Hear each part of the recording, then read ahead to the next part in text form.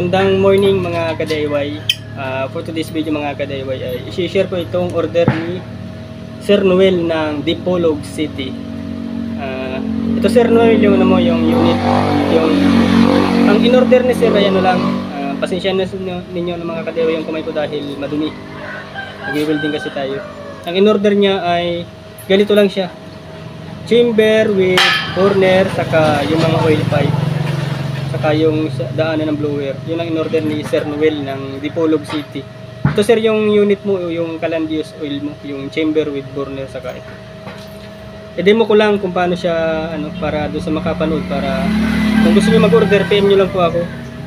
Ganito siya. Yung burner niya detachable para in case na masira, pwede niyong palitan. Yan, tatanggal. Tapos ito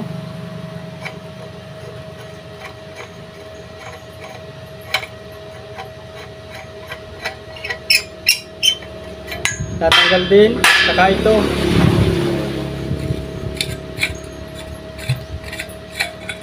yan, tatanggal sila itong burner, pati itong cup tatanggal din yan.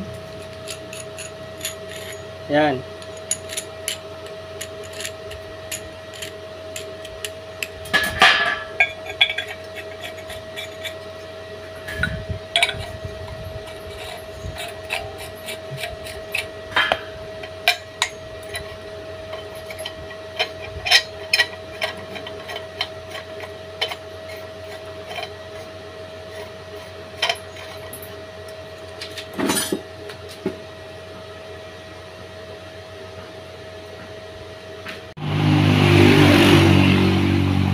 test fire mga ka-DIY dito sa order ni Sir Noel ng Dipolog City na chamber ng Calandios oil. Chamber na siya with burner saka itong mga pipe, yung daanan ng blower, daanan ng oil.